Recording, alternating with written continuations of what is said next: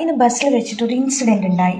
തമിഴ്നാട്ടിലൊരു ബസ്സിൽ കൂടി ഞാൻ ട്രാവൽ ചെയ്യായിരുന്നു. അപ്പോൾ അതൊരു കുട്ടി ബസ്സായിരുന്നു. അപ്പോൾ ഓൾമോസ്റ്റ് എല്ലാ സീറ്റിലും ഗേൾസ് ആയിരുന്നു ഉണ്ടായിരുന്നത്. ലാസ്റ്റ് ഒരു 3 സീറ്റ്സിലെങ്ങാണ്ടായിരുന്നു ബോയ്സ് ഇരുന്നിട്ടുണ്ടായിരുന്നു. അപ്പോൾ എൻ്റെ അടുത്ത് ആരും ഉണ്ടായിരുന്നില്ല.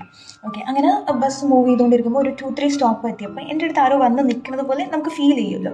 ക്വസ്റ്റ്യൻ ഇങ്ങനെ നോക്കിയപ്പോഴാണ് ആൾ കൈ കൊണ്ട് ഇങ്ങനെയൊക്കെ കാണിക്കുന്നത്, ഭയങ്കരമായിട്ട് റിക്വസ്റ്റ് ചെയ്യുന്നുണ്ട്. ഞാൻ എന്താ വിചാരിച്ചെന്ന് വെച്ചാൽ ആൾക്ക് ബസ്സിന് കൊടുക്കാൻ എന്തോ കാശില്ല, അതിന് വേണ്ടിയിട്ട് ആൾ എൻ്റെ അടുത്ത് ചോദിക്കുകയാണ്. അപ്പോൾ ഞാൻ കുറച്ച് നേരം ഇങ്ങനെ സ്റ്റക്കായി നിന്ന് ഫ്യൂ സെക്കൻഡ്സ്.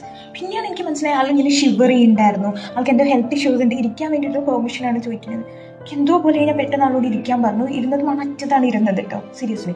അപ്പം ഞാൻ ആളുടെ അടുത്ത് പറഞ്ഞു ഞാൻ നേരെ ഇരിക്കുന്നു പറഞ്ഞു. അപ്പോൾ ആൾ കുഴപ്പമില്ല പറഞ്ഞിട്ട് അപ്പം തന്നെ അവിടെ കൈ വെച്ചിട്ട് ആൾ കിടക്കുകയും ചെയ്തു കേട്ടോ. സോ എനിക്കൊരു ഹാബിറ്റ് ഉണ്ട്, ബോയ്സിൻ്റെ അടുത്ത് സീറ്റ് കിട്ടിക്കഴിഞ്ഞാൽ ഞാൻ ക്യാൻ ഐ സിറ്റ് എന്നുള്ള പെർമിഷൻ ചോദിച്ചിട്ടാണ് ഞാൻ എപ്പോഴും ഇരിക്കാറ്. മേ ബി അതേ ഹാബിറ്റ് ആയിരിക്കും ആൾ ഫോളോ ചെയ്തത് ആൾക്കുള്ളത്. ഓക്കെ, പക്ഷെ എനിക്ക് ഭയങ്കരമായിട്ട് അത് ഫീൽ ചെയ്തു, maybe because of the situation. Okay, ബോയ്സിൻ്റെ അടുത്ത് എനിക്ക് പറയാനുള്ളത്, നിങ്ങളുടെ കഷ്ടങ്ങളൊക്കെ ഞങ്ങൾക്ക് മനസ്സിലാവും, നിങ്ങളുടെ വയ്യായികളും ഞങ്ങൾക്ക് മനസ്സിലാവും. ഒരു ഇൻസിഡൻറ്റ് നടന്നു പറഞ്ഞിട്ട് ഞങ്ങളെല്ലാവരും മോശക്കാരോ നിങ്ങളെ മനസ്സിലാക്കാൻ പറ്റാത്തവരും അല്ല കേട്ടോ. ഓക്കെ, ഇപ്പോൾ ഒരു പെണ്ണിന് പേടിയുണ്ട്. ഇപ്പോൾ ഒരു 10 ബോയ്സ് ഉണ്ടെങ്കിൽ ഒരാളായിരിക്കും ഞങ്ങളുടെ അടുത്ത് മോശമായിട്ട് പെരുമാറുന്നുണ്ടാവുക. ബാക്കി 9 പേര് ഞങ്ങൾ പ്രൊട്ടക്ട് ചെയ്തിട്ടുണ്ട്. ഇപ്പോൾ എത്ര റിച്ച് ഫാമിലിയിൽ ജനിച്ച ഒരു പെൺകുട്ടി ആയിക്കോട്ടെ, അല്ലെങ്കിൽ പുവർ ഫാമിലിയിൽ ജനിച്ചതായിക്കോട്ടെ, ഒത്തിരി പ്രൊട്ടക്ഷനോടെ വളർന്ന ഒരു പെൺകുട്ടി ആയിക്കോട്ടെ, എല്ലാവർക്കും ഉണ്ടാവും ഒരു സ്റ്റോറി, ഒരു ഹറാസ്മെന്റ് സ്റ്റോറി അവരുടെ ലൈഫിൽ ഉണ്ടാവും, സെക്ഷൽ ഹറാസ്മെന്റ് ഉണ്ടാവും. സോ അതുകൊണ്ട് പേടിയുണ്ട് അവർക്ക്. ഇറ്റ് ഡസൻ മീൻ ദാറ്റ് എല്ലാവരും ഒരു വർക്കണോ അങ്ങനെയല്ല.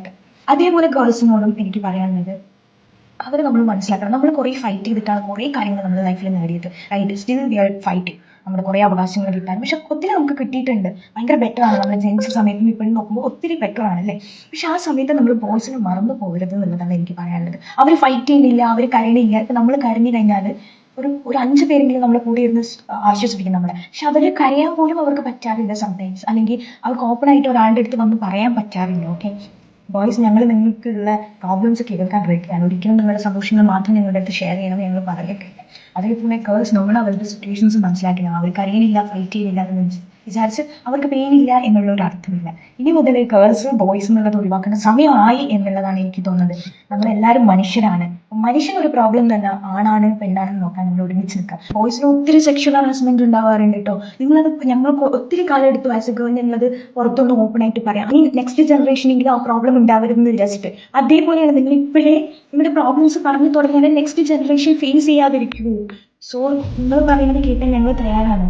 ഇപ്പോൾ ഹറാസ്മെന്റ് ഒക്കെ ഗേൾസിനുള്ള മാത്രമല്ല ബോയ്സിനും ഉണ്ട് എന്നുള്ള ഞങ്ങൾക്കറിയാം. ഞങ്ങളുണ്ട് കൂടെ.